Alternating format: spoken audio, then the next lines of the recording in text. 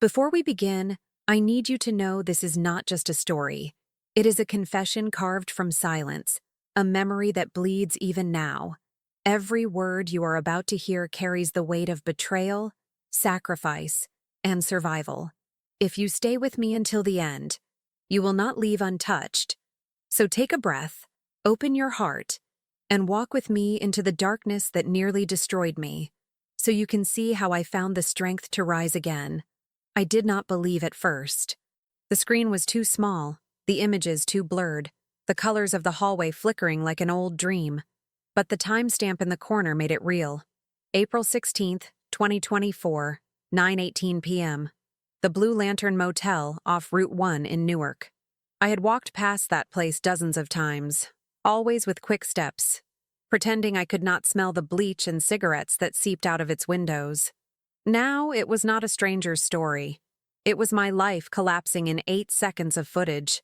The video showed them side by side, my daughter-in-law Luisa and my husband Roberto. She touched his back like she had done it before. He tilted his head toward her, a gesture too casual, too intimate, and then they both slipped into room 214 as if they belonged there. The door blinked green, then red, and it was over. 8 seconds. Enough to erase years of sacrifice, enough to shatter the idea of family I had built with tired hands and borrowed hope. 3 days earlier, at our Sunday lunch, Luisa had leaned back in her chair and announced that she could not stand Roberto anymore.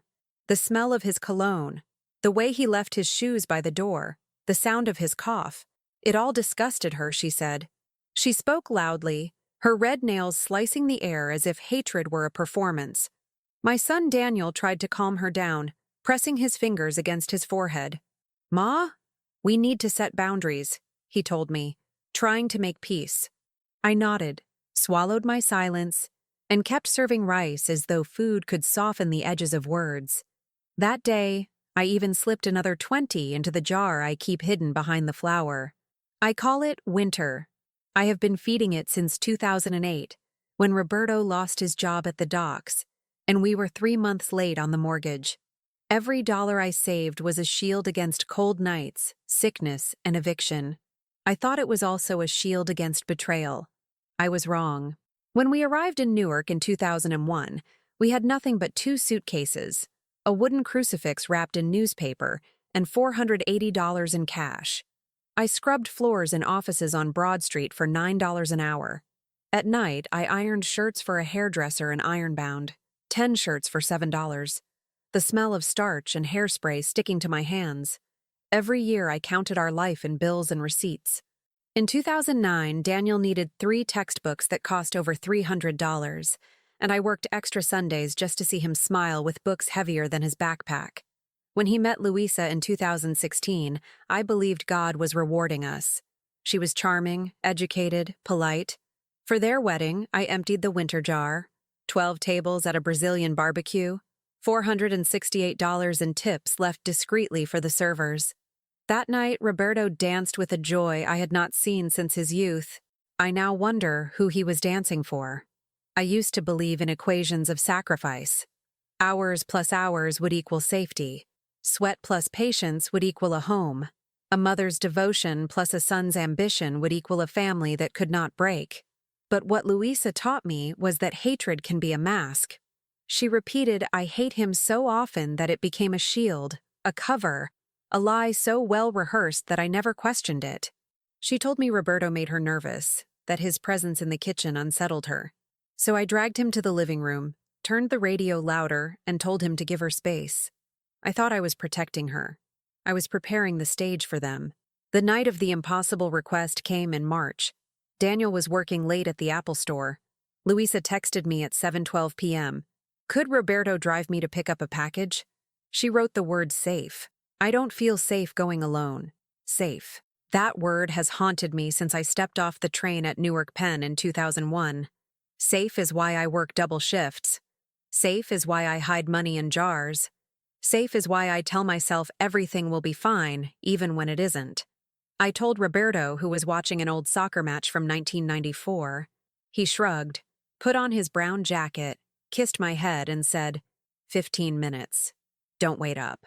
He smelled of wintergreen gum and cheap aftershave. I looked at the clock, 7:26, and told myself it was just a ride. Just a ride. But then the stories began to twist. Luisa told Daniel that Roberto stared at her skirts. Roberto told me that Luisa cried about money, about rent that had jumped to $1,120. One night she said, "If anything happens to me, you know who did it." Her words fell into the room like broken glass, sharp and impossible to sweep away. I brewed tea to calm her, believing her fear, never seeing the choreography. Because that is what it was. A choreography. A performance rehearsed with precision. Every declaration of hatred, every complaint, every nervous glance, it was theater. And I was the audience who applauded without knowing I was being fooled. When the call came about the video, I almost didn't answer. A young man from the motel knew my face from church bazaars and said I should come see something. I took the 62 bus with my purse tight against my hip. The lobby smelled of bleach and loneliness. The clerk pressed play, and the world ended in silence.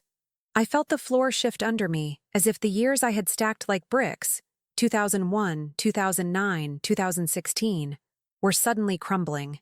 I thought of the $14,200 I had spent in the last 18 months to keep Daniel and Luisa afloat.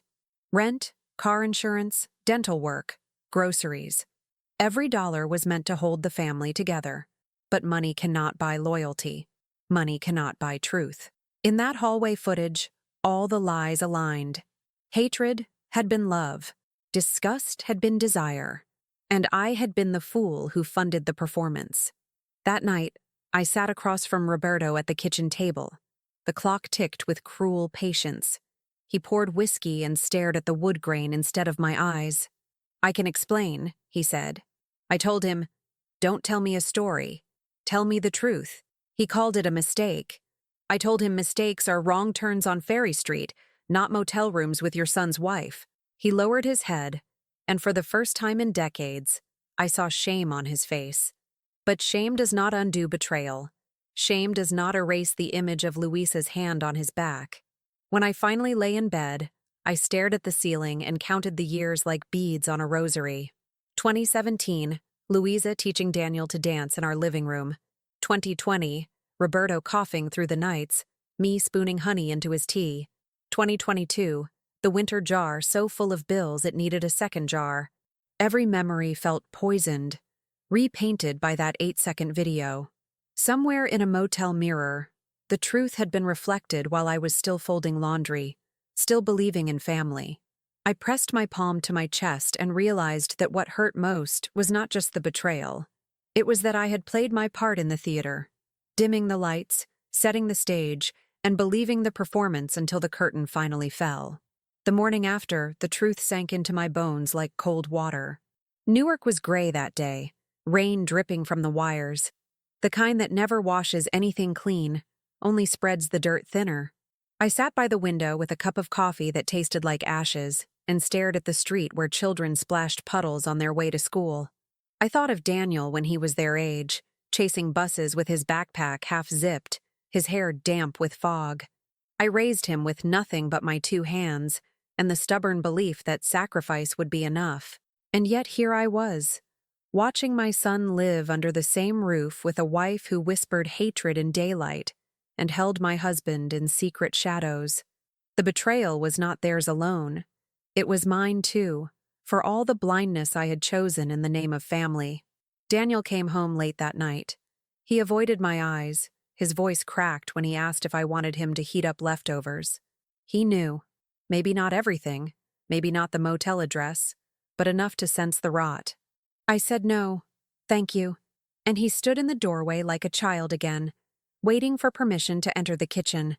I wanted to tell him everything, to show him the video, to press the truth into his hands like a knife, and let him decide what to cut.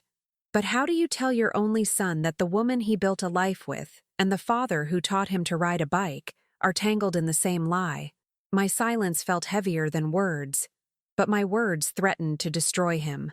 I poured myself water and said only, "Daniel, we need to talk soon."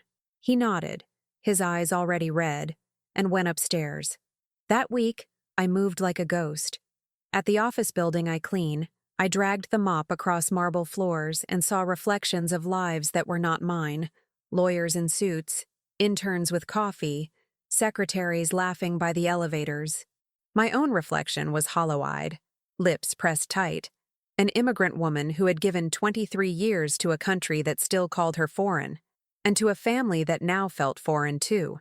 The scent of disinfectant clung to me all day, and at night I carried it home, mixing with the smell of Roberto's aftershave and Luisa's perfume. I wondered if Daniel noticed that every aroma in our house was now a weapon. Roberto avoided me the way guilty men do, by pretending everything was normal. He asked about groceries, commented on the soccer scores, offered to fix the leaky faucet in the bathroom. I wanted to scream every time he spoke. Instead, I watched him with the patience of a surgeon about to cut. One night, as he was changing channels on the TV, I said, "Did you love her?" The question fell into the room like a gunshot.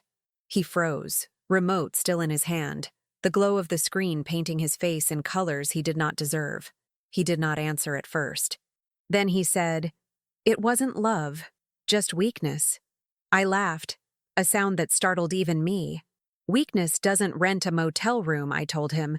"Weakness doesn't wait for the right Tuesday night." He looked down at his hands, and I saw the same wedding band I wore, shining like a mockery. I had given him 39 years. He had given me silence. Luisa, meanwhile, played her role with precision. She still came for lunch on Sundays, still complained about Roberto in front of Daniel, still leaned into me with whispers about how suffocating it was to live with a man who had too much pride and too little sense. She lied so smoothly that sometimes I doubted what I had seen. That is the cruelty of betrayal. It rewrites reality until even proof feels like fiction. But then her eyes would flicker, just for a second, when Roberto entered the room. A glance too quick, too sharp, and the memory of room 214 would roar back into me like a storm. I thought of leaving. I imagined packing a single suitcase, just like in 2001, and taking a bus out of Newark with only the winter jar under my arm. I could vanish, let them choke on their lies without me as a witness. But then I remembered Daniel as a boy, sleeping curled against my chest on nights when the radiator broke and our breath turned to smoke. He had always trusted me to keep him safe. Leaving would be another betrayal. Staying was torture. Every choice cut me open. One evening, I took the notebook where I record every expense. The pages were filled with numbers, dates, amounts, rent, groceries, tuition, insurance, a map of 2 decades of survival. I ran my finger across the lines, remembering each sacrifice. December 2023, $600 for Daniel and Luisa's car insurance. March 2024, $380 for her dental crown. Each entry was a stitch in the fabric of our family. But now that fabric was torn, and I was the only one trying to mend it. I closed the notebook and whispered to myself, "No more." It felt like both a prayer and a sentence. The nights grew longer. I lay awake listening to the hum of the refrigerator, the faint sirens on the highway, Roberto's breathing beside me. Every sound was a reminder that I was trapped in a house built of lies. Sometimes I imagined confronting Luisa directly, slamming the video on the table during Sunday lunch, and watching the theater collapse. I pictured Daniel's face, the disbelief, the pain. My heart clenched every time, because I knew truth does not set everyone free. Sometimes it chains them even more. And yet, the thought of silence forever was unbearable. The lie had already infected every corner of our lives. Daniel's future was being built on rotten wood, and if I stayed quiet, the house would collapse with him inside. I knew I had to choose. Speak and risk destroying him. Stay silent and watch him drown slowly. The cruelty of it was that both roads led through fire. One night, as rain tapped against the windows, I walked into the kitchen and poured myself a glass of water. The clock read 2:13 a.m. I sat down and stared at the shadows moving across the walls. I realized then that what I feared most was not their betrayal. It was the possibility that Daniel might turn against me when he learned the truth. A mother's heart can withstand many blows, but rejection from her own child is a wound that never heals. I whispered into the dark, "God, tell me what to do." Only silence answered, thick and heavy, pressing on my chest. I thought back to April 16th, the night of the video. The timestamp glowed in my mind like a scar. 9:18 p.m., room 214. That was the moment my world split into before and after. Before, I was a wife, a mother, a believer in sacrifice. After, I was a woman with a truth too heavy to carry alone. And the more I replayed those 8 seconds, the more I realized they were not just about betrayal. They were about survival. If I didn't act, the lie would survive longer than I could bear. If I did, someone else would break. There was no justice in this equation, only damage waiting to be delivered. By the end of that week, I knew the next Sunday would decide everything. Luisa would sit at my table, Roberto at her side, Daniel oblivious between them, and I would have to choose whether to burn the script of their farce or keep clapping for a play that was killing me. I folded my hands on the table, my breath steady, and for the first time in months, I felt the edge of resolve. The storm was coming, and I was the one who would open the door. Sunday arrived with the weight of judgment.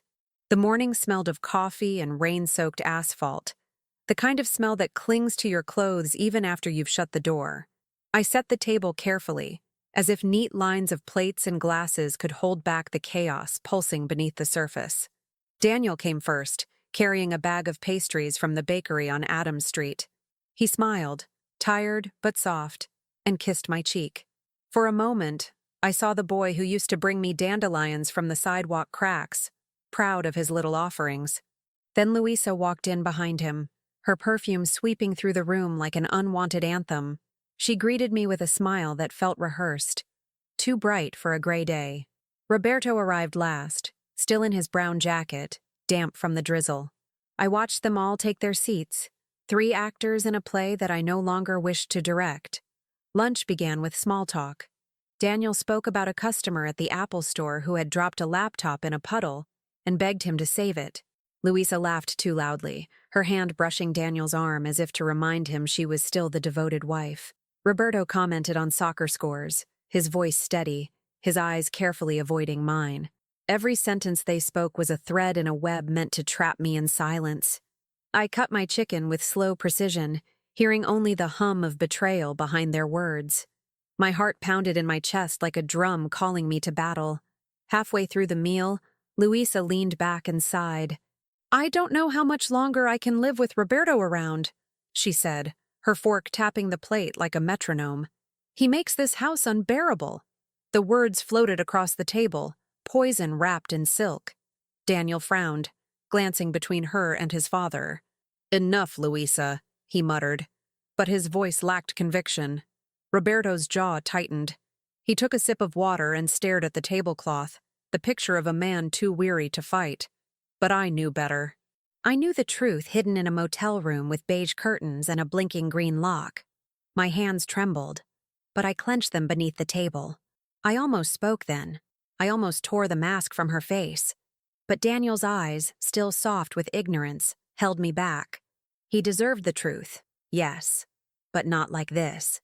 Not while eating chicken and pastries on a rainy Sunday. After lunch, I stood at the sink washing dishes while Luisa scrolled through her phone at the table. Roberto had gone to the living room, and Daniel was carrying out the trash.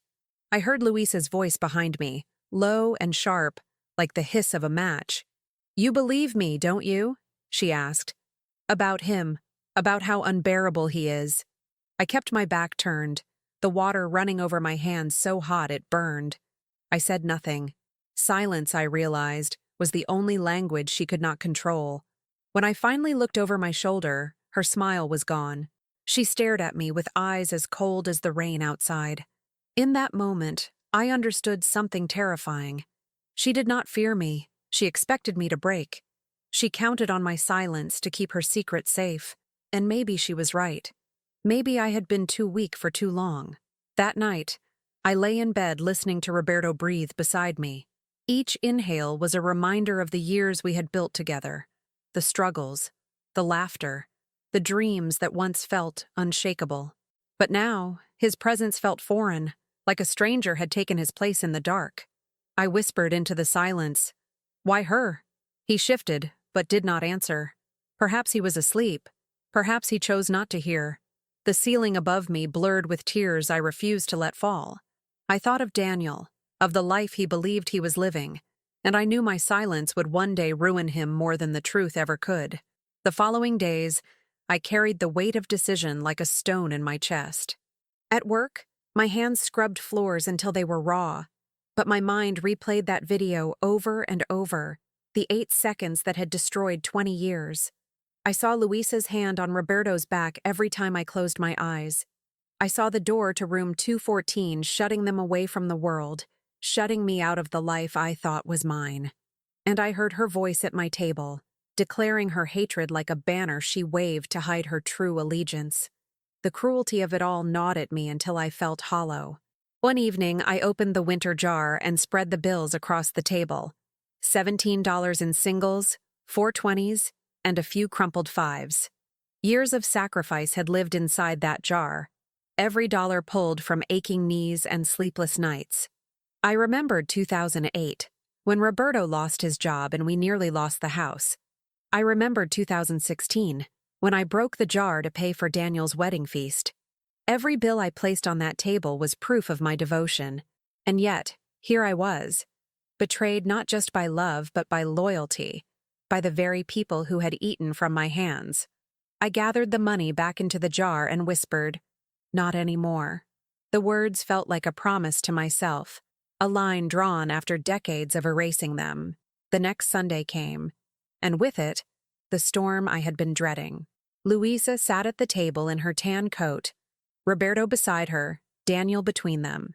They laughed, they ate, they filled the room with small sounds of normal life. But I saw the cracks now, the glances too quick, the pauses too sharp. My silence burned in my throat, demanding release. I reached into my purse and felt the cool weight of the USB drive where the video rested. Proof. 8 seconds that could end everything. I closed my fist around it and looked at Daniel, his face still so trusting, so unaware. My heart cracked again, but this time it was not from pain. It was from resolve. The time for silence was ending. The storm was no longer outside. It was here, inside our home, and I was ready to open the door. I held that small USB drive as if it were a weapon, a key, and a curse all at once. In my purse, it felt heavier than the coins, heavier than my keys, heavier even than the winter jar had ever felt when it was full. It was proof, yes, but proof is not always salvation. Sometimes it is destruction. That night, I could not eat. Daniel sat at the table talking about how his manager had promised him a chance at promotion before the end of the year. Luisa encouraged him, smiling, her voice honeyed, telling him how proud she was. Roberto stayed silent, chewing slowly, as if words had turned into poison on his tongue. I watched them all and wondered which of us would survive once the truth was spoken. I thought of timing. When is the right moment to break a heart? At breakfast, when the day still holds hope. At night, when the darkness makes every blow heavier. I thought of choosing Sunday, when family sits together and truth might cut everyone equally. But then I remembered how quickly Luisa could twist words. She was a master at shifting shadows, at making disgust sound like dignity, at turning weakness into sympathy. If I showed the video too soon, Daniel might believe her before he believed me. The thought haunted me like a ghost. 2 days later, I tested the ground. I asked Daniel, "Do you think people can hide who they really are for years?" He looked up from his phone and frowned. "Of course, Ma. People lie all the time. Why do you ask?" I shrugged and pretended it was nothing. But inside, my stomach clenched. He was not ready. His trust in her was still too deep. His faith in Roberto still intact despite the cracks. I realized then that my battle would not just be against their betrayal. It would be against Daniel's love, too. That evening, as I folded laundry, Luisa appeared in the doorway. She leaned against the frame, her phone in hand, her hair tied back in a way that made her look younger, almost innocent. "You're quiet these days," she said. I nodded, placing a folded towel on the pile. She stepped into the room and lowered her voice. "I hope you're not listening to him." For a moment, I thought she meant Roberto. My heart stopped. What do you mean? I asked, keeping my tone flat. She smiled slightly, her eyes sharp. You know how men are. Always trying to twist the story. Always making us look like the crazy ones. Then she touched my arm lightly, a gesture meant to bond us, to make me complicit. I know you're on my side. Her words were like acid, burning through the thin fabric of my patience. On her side, as if betrayal had sides. As if truth were a game of teams. I wanted to spit the truth in her face, to shout room 214 until the walls shook. But instead, I nodded and let her walk away, her perfume trailing behind her like smoke from a fire I could not yet put out. I sat down on the edge of the bed, the folded laundry forgotten, and pressed my fists into my thighs. The performance continued, and I was still the silent witness. The impossible request came again in late April. Louisa texted me at 6:50 p.m. Daniel was working late once more. Can Roberto drive me to pick something up on Route 1? The words were identical to before, as if she had copied them from a script. My blood froze. I stared at the message, then at Roberto sitting in his chair, the TV casting blue light across his face. This time, I said no. I typed back, "Take an Uber." 10 minutes later, she replied with a single word, "Fine."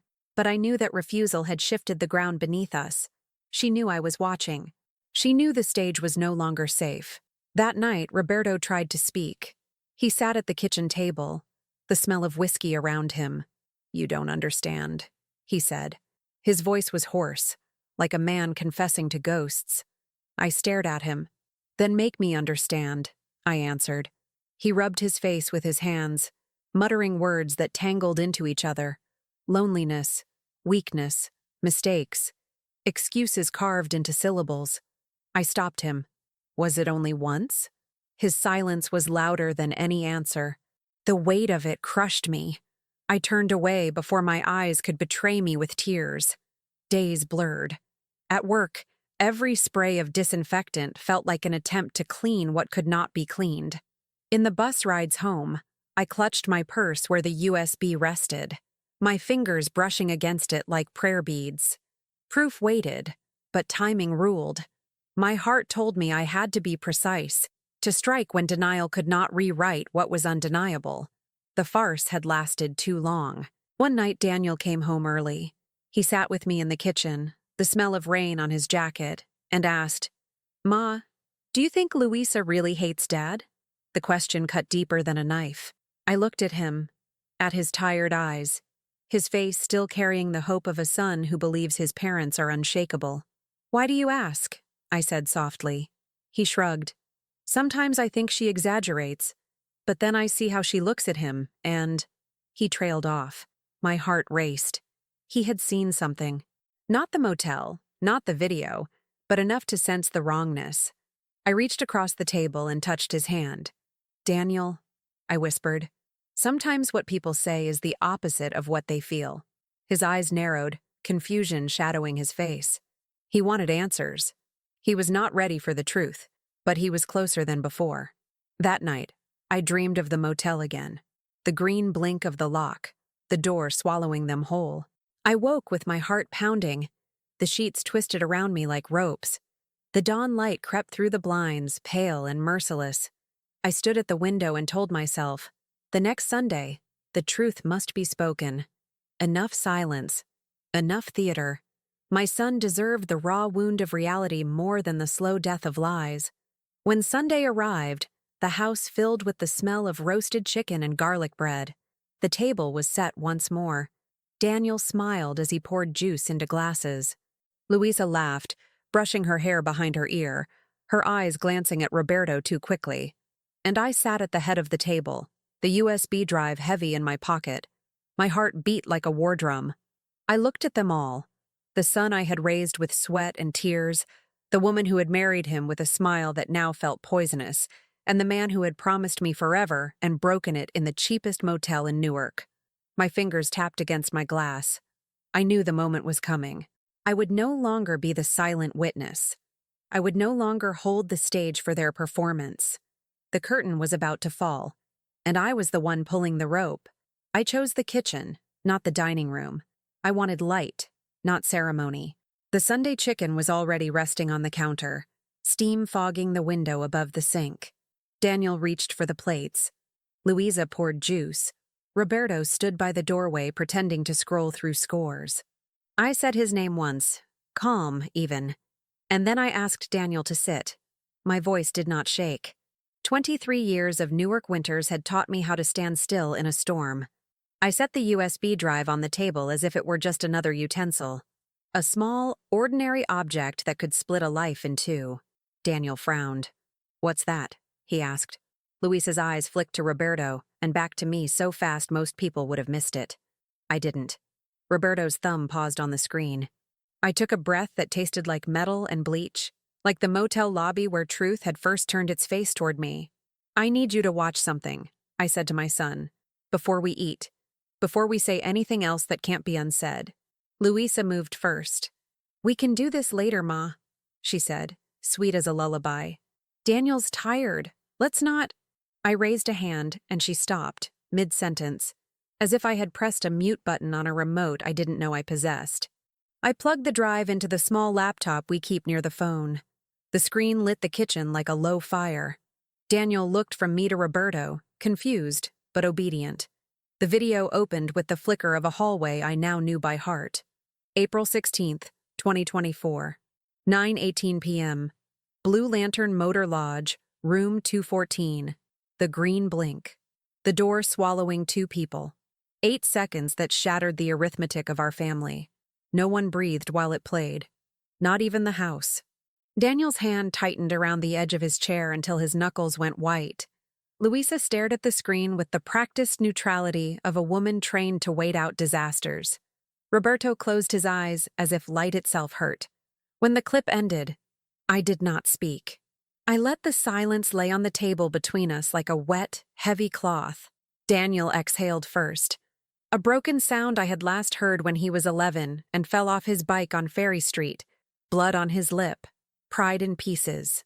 "What is this?" he whispered, though he knew. "Explain this to me right now." He looked at me, then at Roberto, then finally at the woman he had called wife for 8 years. Luisa inhaled, shoulders softening, and reached for his hand. "Baby, this is nothing like it looks," she began, and I felt rage rise like heat from a burner. She didn't flinch. "He ambushed me," she said, nodding toward Roberto. "He's been inappropriate for months. I went there to confront him, to make him stop. I didn't tell you because I was scared. I didn't want to ruin your family." The lie was elegant, built to land softly. I almost admired the architecture of it. Daniel's mouth opened, then closed. He looked at Roberto as if waiting to be told which way gravity worked. Roberto pressed his palm flat on the table and finally spoke. "Daniel," he said, voice low, "I made a mistake." He didn't look at Luisa. He didn't look at me. It wasn't what she's saying. The 2 stories hung in the air like opposing weather fronts, and for a second, I felt the pressure drop in the room. I reached into my apron pocket and pulled out the rest of the proof I had promised myself to carry if the day ever came. A wrinkled motel receipt paid in cash, dated March 12th, 2024, and a second one, April 16th. The clerk had printed them for me, pale blue lines, Roberto's name scrawled where it asked for guest. I set them beside the laptop. Then I slid my small lined notebook across the table and tapped an entry I had made months earlier without understanding why it mattered. April 16th, 7:26 p.m. Roberto left to drive Luisa. The same words, the same choreography. I kept my voice steady. "Confrontations do not end with paid rooms and closed doors," I said. "Not twice." Luisa's face did not crack. It cooled. "Anyone can print those," she murmured. "It's 2024. Anyone can make videos. Deep fake is everywhere." The word sounded foreign in my kitchen, like a stranger pushing through our door with muddy boots. Daniel looked at me helplessly. He wanted something simple. He wanted gravity to be gravity again. I forced myself to stay in the light of facts. "Then let's not argue about pixels," I said. "Let's ask your bank." I turned to my son. "Open your statements." He blinked, confused, then pulled out his phone with hands that shook. I told him the dates. He scrolled. His eyes widened. 2 lift charges for Louisa on both nights, ending near the Blue Lantern. And there, in February, an $89 line item from a business called BLM Hospitality LLC that he had once asked her about, and she had dismissed as a deposit for a baby shower venue. He stared at the screen as if it were a stranger speaking his name. The twist came from him, not me. His voice went low. Careful. I thought something was off, he said, and he didn't address anyone in particular. The night of March 12th, my Apple Watch pinged a location share at 10:02 p.m. Route 1. I told myself it was a bug. He swallowed. I wanted it to be a bug. He looked up, and for the first time I saw a man, not the boy who brought me dandelions. Tell me the truth, he said. And it was not a plea. It was a command. Roberto folded. It wasn't a dramatic collapse, just a quiet surrender, like a chair finally giving under too much weight. I'm sorry, he said, and the words were not enough and never would be. I was weak. Daniel flinched as if struck. Louisa tried to stand and Daniel's hand shot out, not to hold, but to stop. Sit, he said. She sat. You told me you hated him, he whispered to her, as if the betrayal that truly burned was not the act but the theater, the way she had used his love as camouflage. Every Sunday, every message, every fight you started in our kitchen, you used me. She shook her head, tears arriving right on cue. I was trying to protect you, she said. He was the one. Daniel hit the table with his palm and the sound snapped the room in two. Stop. The word echoed. Even the refrigerator seemed to hold its hum until the echo died. The chicken went cold. Rain started on the awning, soft at first, then hard enough to drum. I wanted to reach for my son, but I had already handed him the blade of truth. Anything more would only push it deeper. He stood, slow, deliberate, and walked to the sink. He turned on the faucet as if washing his hands could clear the day. Then he faced us, and his voice had that flatness I had heard in men who lift the heavy things for a living. You will both leave, he said to Louisa and Roberto. Not forever, not never, but now. He looked at me. Ma stays. This house was built on her back, not on your lies. The unexpected turn, the one I had not even allowed myself to imagine, came later that night, after Louisa had packed a bag with gestures that were all performance, and Roberto had closed the front door behind him without taking his whiskey. I found Daniel at the table with the notebook open to the line from April 16th. He traced the date with his fingertip, like a man reading a name on a grave. I saw his jacket in the closet that night, he said quietly, the brown one with the frayed cuffs. I smelled wintergreen. I thought he'd gone for a drive to clear his head. I thought 1,000 stupid things, so I wouldn't think the one true thing. He looked at me then. I knew, somewhere. And I let it happen because I was afraid of breaking everything. He closed the notebook and pushed it back to me. You didn't break us, Ma. You stopped the breaking.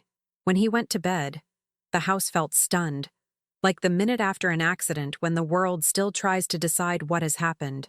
I washed the untouched chicken down the sink. The bones knocked against the metal like small clocks. I turned off the kitchen light and stood in the dark that was not empty anymore. It held the outline of truth, the shape of a future still raw. The winter jar sat on the shelf, lighter than it had ever been, and I realized it could finally be used for something other than emergencies. It could be used to start again. The rain eased. A bus sighed on the corner. In the faint window glow, I saw my hands, steady now, and I understood that survival is not silence, not sacrifice alone. It is choosing the wound that heals over the one that never closes. The days after their departure felt like walking through the aftermath of a storm. The house was quieter than I had ever known it, stripped of the false laughter and rehearsed arguments that once filled its rooms. But silence, I discovered, is not peace. It is memory echoing against walls.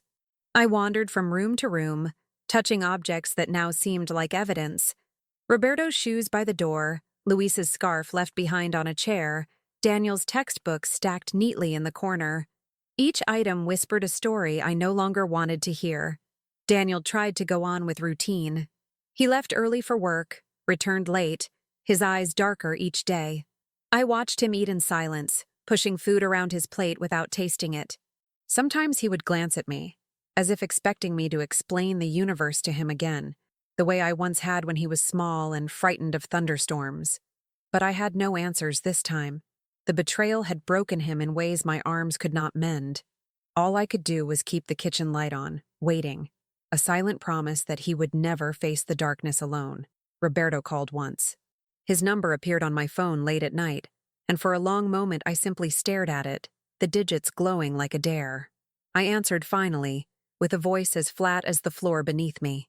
He said my name softly, as though tenderness could stitch over ruins. "I'm sorry," he whispered. "I didn't mean for it to happen like this." I almost laughed. Affairs never mean to happen, yet they always do. "You broke your son," I told him, "and you broke me." He cried then, a sound I had not heard since his mother's funeral in Brazil, decades ago. I listened, not with compassion, but with the strange detachment of someone watching rain fall on a stranger's roof. When he asked if he could come home, I said no. Not yet. Maybe not ever. And then I hung up. The silence that followed was heavier, but cleaner. Luisa, on the other hand, sent no messages, no calls. She disappeared with surgical precision, leaving only the memory of her perfume in the curtains. But absence has its own weight. Daniel confessed to me one night that he still checked her social media, hoping for an explanation, a confession, a mistake. "She posts pictures of dinners. Friends like nothing happened," he muttered, eyes burning into his phone screen. I reached across the table and touched his hand. "That's her prison," I said quietly. "Looking free while carrying chains you can't see."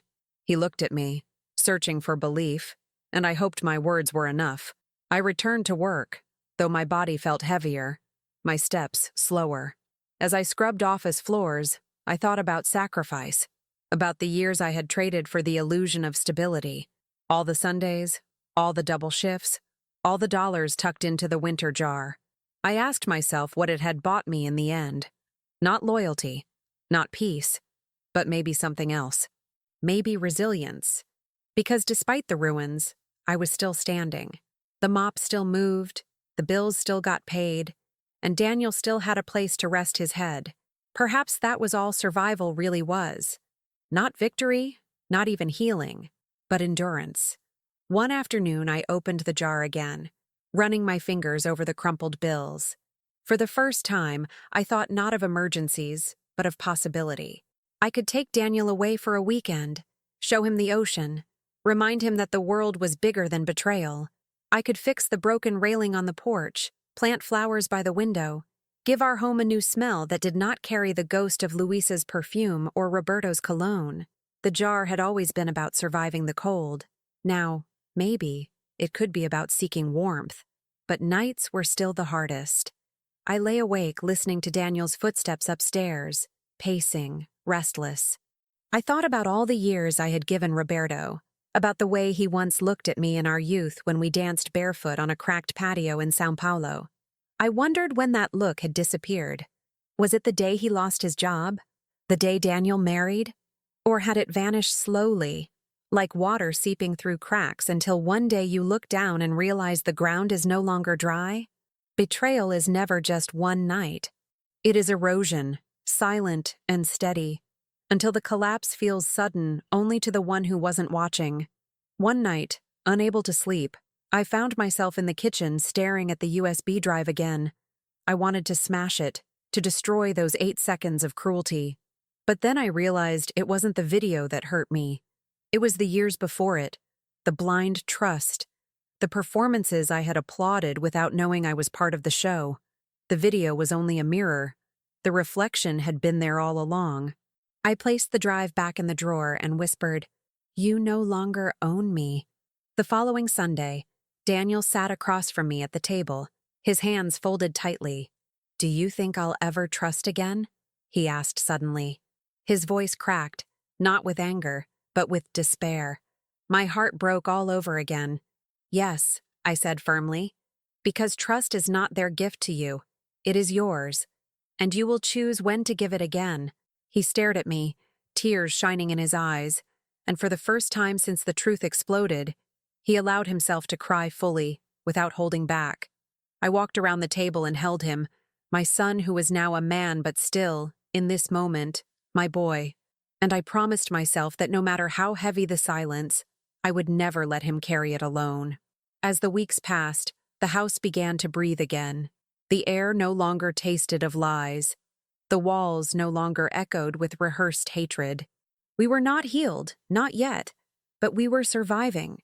And survival, I realized, was its own form of defiance. The farce was over. The stage was empty. And in the quiet, Daniel and I began to write a new script, one that belonged to us alone. Summer crept into Newark like an intruder, sticky and loud, the kind of heat that makes the pavement shimmer and turns every breath into labor. By June, it had been 2 months since the Sunday when truth tore our family apart. The house felt lighter, but emptiness has its own density. Roberto never returned, though sometimes I swore I could smell his wintergreen gum in the hallway, a phantom scent carried by memory. Luisa vanished into whatever life she rebuilt, her name spoken less each week until silence became its own form of exile. Daniel and I remained, orbiting each other with careful gravity, bound together not just by blood, but by the ruins we had survived. He worked longer hours, maybe to escape, maybe to drown himself in something measurable. One evening, he came home late, his face flushed from heat and exhaustion, and sat heavily at the table.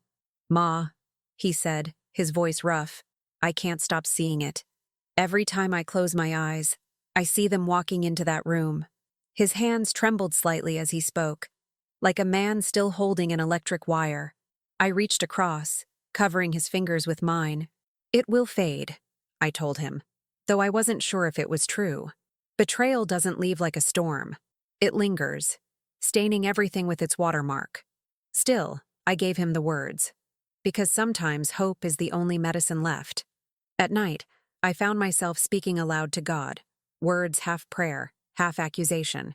"Why did you let me see it?" I asked the darkness. "Why give me proof if not to destroy me?" Silence answered, thick and endless. But one night, as thunder rolled in from the west, I realized something unsettling. Maybe the video had been a gift, brutal, but necessary. Better to face an ugly truth than live forever under the mask of a lie. Without those 8 seconds, I would still be moving chairs on their stage, dimming lights, cueing music for a performance designed to humiliate me. Perhaps pain is sometimes the only way God clears a path. Daniel began to change in small ways. He no longer wore his wedding ring, but he didn't throw it away either. It sat in a dish on his dresser, gleaming like an artifact. One morning, I heard him practicing a speech in his room, his voice low, rehearsing words I couldn't catch. Later, he admitted he was planning to meet Luisa to demand answers. "I need to look her in the eye," he said. My stomach twisted. I wanted to stop him, to protect him from more poison, but I also knew he had to walk through the fire himself. Some truths cannot be handed over. They must be burned into the skin.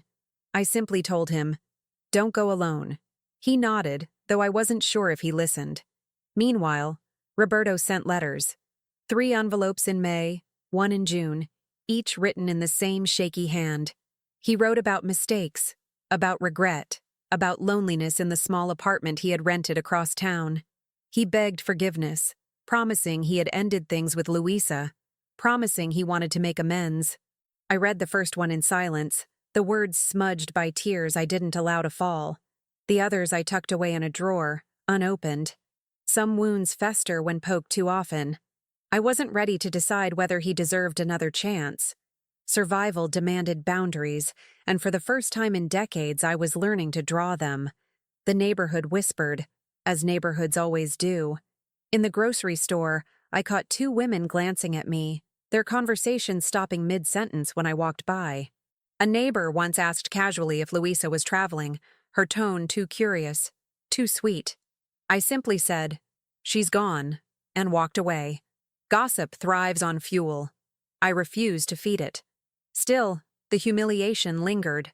Newark is a big city, but betrayal makes it small, every corner echoing with what people think they know. One Saturday, Daniel and I drove to the shore. It wasn't planned. We just needed to breathe air that didn't taste like memory. The ocean spread out before us, vast and merciless, waves crashing as if mocking human sorrow. We sat on the sand, the wind tangling our hair, and for a long time neither of us spoke. Finally, Daniel said, "Do you think I'll ever forgive him?" I stared at the horizon, the line where water meets sky. "Forgiveness isn't about him," I said slowly. "It's about you. If you don't forgive, the weight stays in your chest. But forgiveness doesn't mean forgetting. It doesn't mean trusting again. It means choosing not to let the wound own you." He nodded, his eyes wet, and I prayed silently that my words would plant themselves in him like seeds. That night, as we drove back through the dark, I realized something profound. We were no longer the same family we had been. We were smaller, yes, broken in places, but maybe stronger too. Daniel was learning the hardest lesson of all, that love can betray, but betrayal doesn't have to destroy. I was learning something too, that sacrifice is not enough if it demands silence. That years of endurance mean little if they are spent holding up walls built on lies. I promised myself then that I would no longer confuse survival with servitude. My life, what was left of it, belonged to me. The storm inside had not fully passed, but its shape had changed. Where once it had been rage and disbelief, now it was something sharper, clarity. Betrayal had stripped me of illusions, but in doing so, it had given me sight.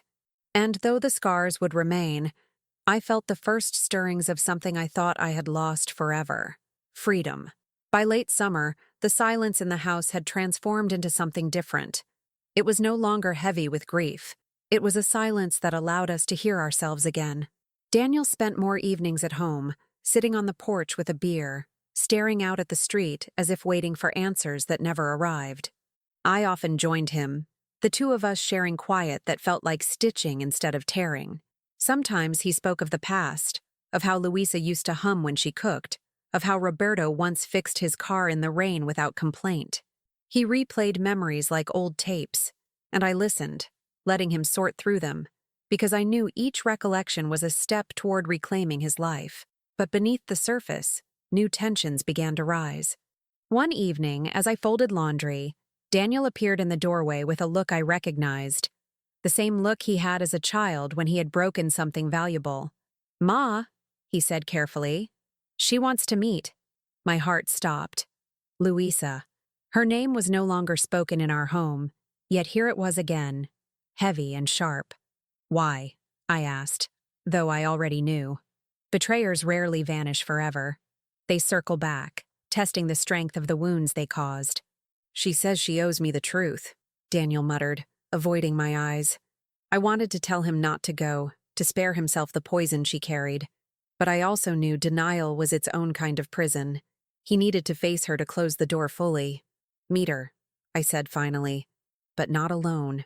He nodded, relief flickering in his eyes, and for the first time I realized he trusted me not just as his mother, but as his witness in this trial.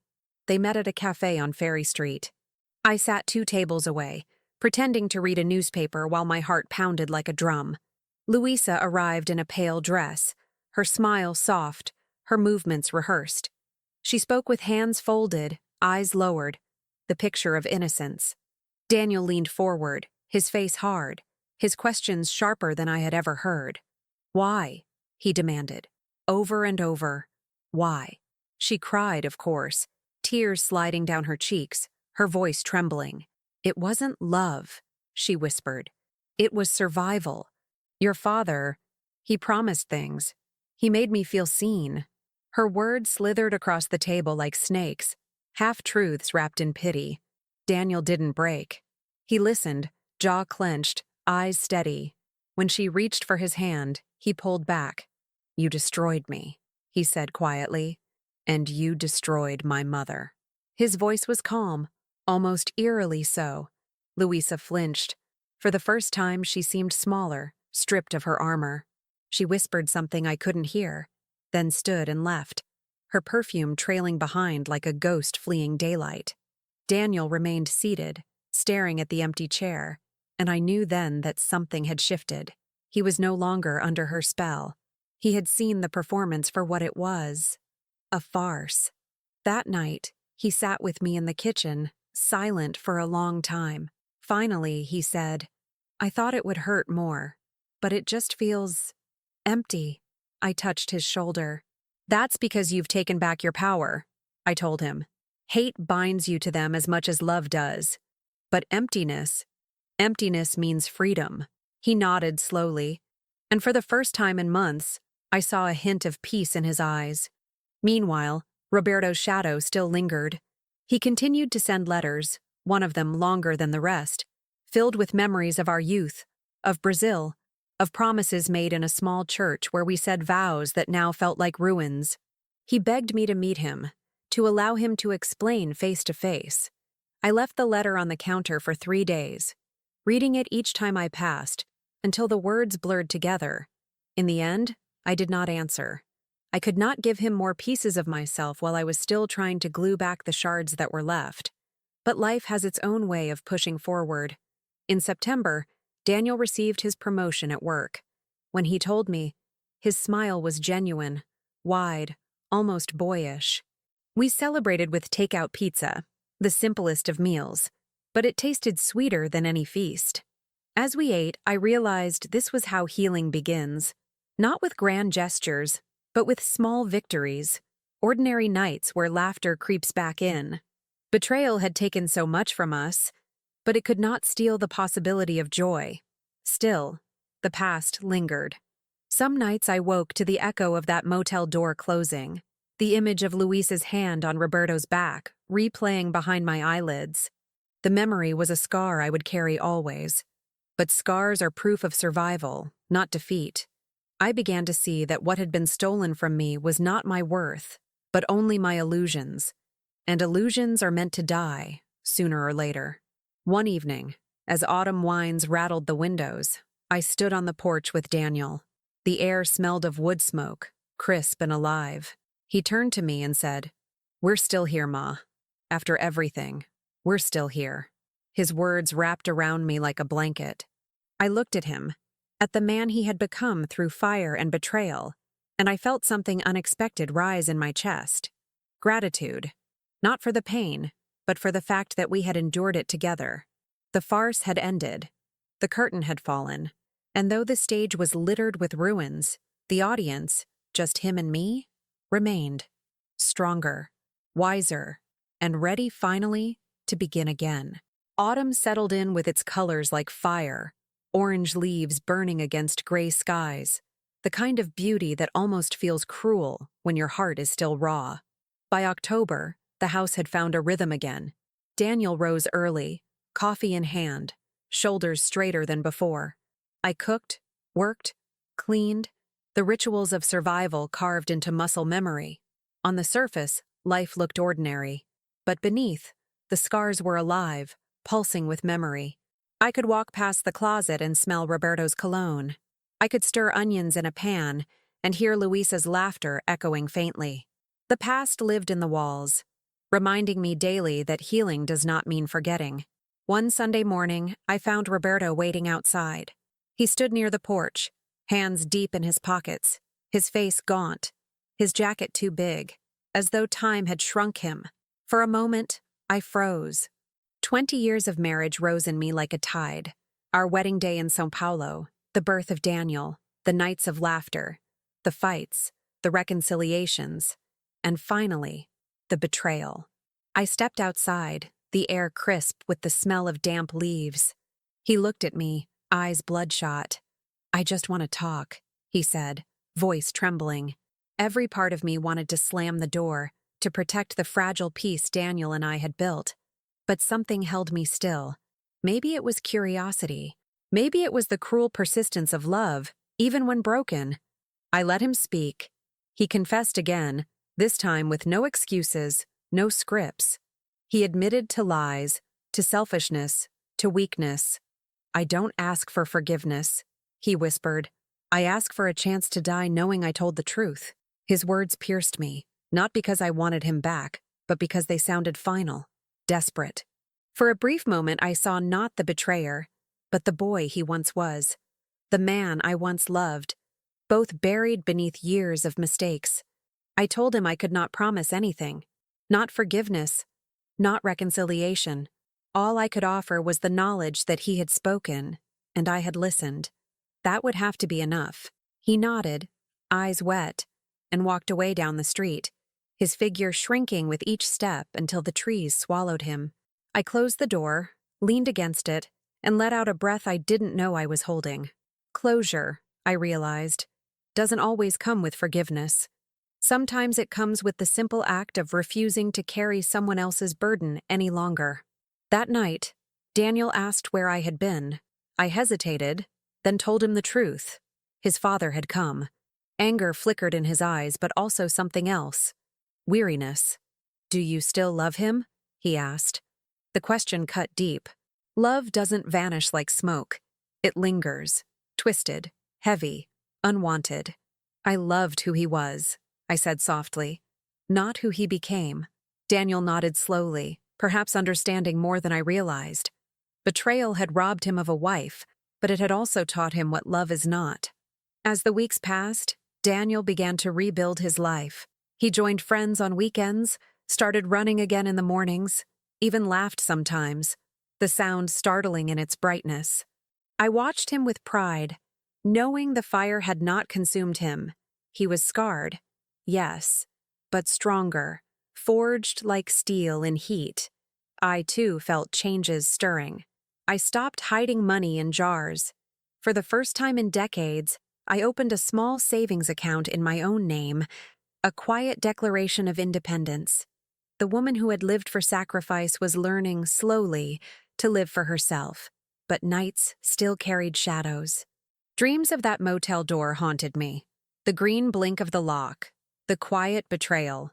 In those dreams, I often stood frozen in the hallway, unable to move, unable to scream.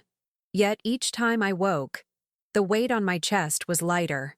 Perhaps wounds do not heal in a straight line but in circles, each night bringing me closer to peace. One evening, Daniel sat with me on the porch, the air sharp with the first hints of winter. "Do you ever regret leaving Brazil?" he asked suddenly. The question surprised me. I thought of our small town, of family left behind, of the church bells that rang each morning. "No," I said after a long pause, "because if I hadn't come, I wouldn't have had you." He smiled faintly, eyes glistening, and I realized that for all the ruins around us, one thing remained untouched. The bond between mother and son. That was the foundation we had left, and it was enough to rebuild upon. By November, the farce that had once consumed us felt distant, though its scars remained. I could speak of Luisa without shaking. I could hear Roberto's name without breaking. The story had not ended in the way I once dreamed. No tidy forgiveness, no restored marriage, no perfect family portrait. But it had ended with truth, with survival, with the possibility of new beginnings. And perhaps that was enough. I stood at the window one evening, watching the first snowfall, flakes swirling like fragile secrets finally released to the earth. My reflection in the glass was older, wearier, but unbroken. For the first time in months, I whispered aloud, "We are free." The words felt solid, like bricks in a foundation not built on lies. And in that moment, I knew. Betrayal had taken much, but it had not taken everything. The stage was mine now. The story belonged to me. Winter arrived as if someone had turned a page. The first real snow covered Newark's cracked sidewalks in a sheet of white that made even the worn-down buildings look new for a moment. I stood at the window early one morning, coffee warm between my palms, watching children drag sleds through the powder, their laughter carried on the cold air. For the first time in almost a year, I felt the stirrings of calm instead of the constant pulse of anger. Calm, not because the past had been erased, but because it no longer defined every breath I took. Daniel had changed too. His eyes no longer carried that haunted look when he came home at night. He was running again in the mornings, meeting friends, saving money. One evening he brought me a small plant in a ceramic pot. "For the kitchen," he said. "Something alive." I placed it on the windowsill where the light hit just right. Its leaves glistened, and for a moment I realized we were not just surviving anymore. We were beginning to grow. Roberto had stopped writing. His last letter arrived in late November, a short note saying he had moved to another state for work, that he hoped we were well, that he would respect the silence. I read it once, folded it carefully, and placed it in a box with the others. Not as a keepsake, but as an archive, a record of a life that had ended. I did not cry. I did not burn them.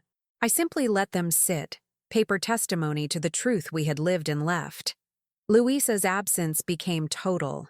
Her name faded from conversation, her face from memory. The social media accounts Daniel once checked obsessively were now blocked, deleted, gone. She had vanished the way performers do after a show, slipping out the back door once the curtain falls. And in her absence, the house stopped smelling of her perfume. The rooms felt lighter, the air clearer. One Sunday in December, Daniel and I cooked together for the first time since the betrayal. The kitchen filled with the smell of garlic and roasted chicken, but this time it didn't feel like a stage. It felt like a home. We talked about small things: work, bills, the plant on the windowsill, then fell into a comfortable silence. Halfway through the meal, Daniel said quietly, "I don't hate them anymore." I looked at him, startled. He met my eyes. "I'm still angry, but I don't hate them. I don't want to carry them around inside me anymore." His words settled over me like soft snow. He was right. Hatred is another kind of chain, and chains, once you've seen them, can be removed. That night, after Daniel went to bed, I sat alone at the kitchen table and opened my old notebook. The pages were filled with 2 decades of sacrifices. Dollars saved, debts paid, hours worked. Each entry, once a piece of armor I thought would keep our family safe. Now, looking at it, I saw not armor, but a map, proof of how far we had come. I closed it and placed it in a drawer, not hidden anymore, but stored. The winter jar sat beside it, lighter than ever. I decided I would break it open one last time to do something I had never done before, something for myself. A week later, I booked 2 bus tickets to Boston. Just a weekend, nothing extravagant. Daniel raised his eyebrows when I handed him the ticket. "You? Taking a trip?" he asked, a smile tugging at the corner of his mouth.